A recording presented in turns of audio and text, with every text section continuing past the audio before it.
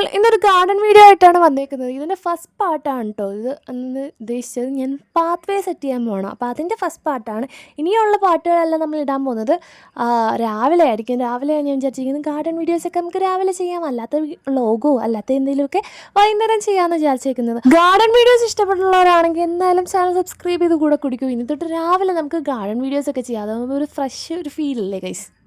ഞാൻ ചെടിയിടയ്ക്ക് ഓരോ പരിപാടി ചെയ്തുകൊണ്ടിരിക്കുമ്പോൾ അതെല്ലാം ശരിയാണോ എന്ന് അന്വേഷിക്കാൻ വേണ്ടിയിട്ട് ഒരാൾ വന്നിട്ടുണ്ട്. അതിൻ്റെ ഇടയ്ക്ക് ചെടിയുടെ ഇടയ്ക്കൂടെ നടക്കുന്നുണ്ട്.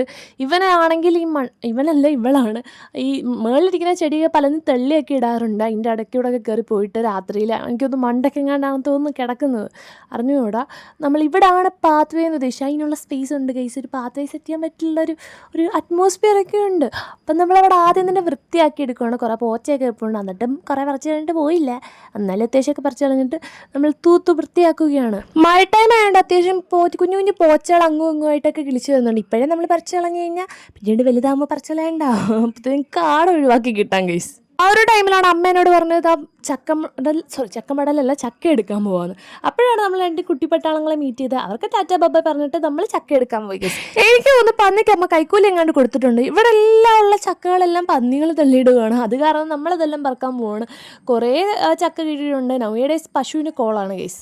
നമ്മളാണ്ട് ഈ ഒരു എൻ്റെ ഒരു സംശയമാണ്, എന്താണ്ട് ഈ ഒരു ഇലയ്ക്ക് എന്താ സാമ്പാർ ചെടിയെന്ന് പേര് വന്നത്? ഇലയല്ല ചെടി.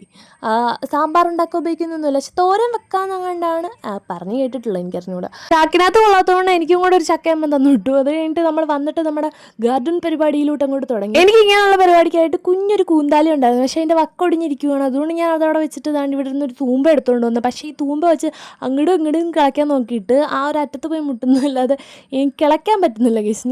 എനിക്ക് മനസ്സിലായി കാണും പരിപാടി. അറ്റം വരെ കൂന്താലി പോത്തില്ല, കൂന്താലിയാണോ തൂമ്പ പോത്തില്ല. പിന്നെ വല്ലവന് പുല്ലും ആയതൊന്നല്ലേ, അതുകൊണ്ട് ഞാൻ പുല്ല് വെട്ടാൻ ഉപയോഗിക്കുന്ന അരിവാൾ എടുത്തുകൊണ്ട് വന്നിട്ട് ഇങ്ങനെ ആക്കി കൊടുത്തു. അത് വെച്ച് നൈസായിട്ട് മണ്ണിളകുന്നുണ്ട്. പിന്നെ നമ്മൾ ഈ ഒരു ചെടിയാണ് ഇത് റിയലി ഇവിടെ പറമ്പിലൊക്കെ ഉണ്ടായി നിൽക്കുന്നത് റെയിൻ ലില്ലി എന്ന് പറയും. പക്ഷെ ഇതിൻ്റെ പല കളേഴ്സ് ഗാർഡനിലൊക്കെ അവൈലബിൾ ആണ്.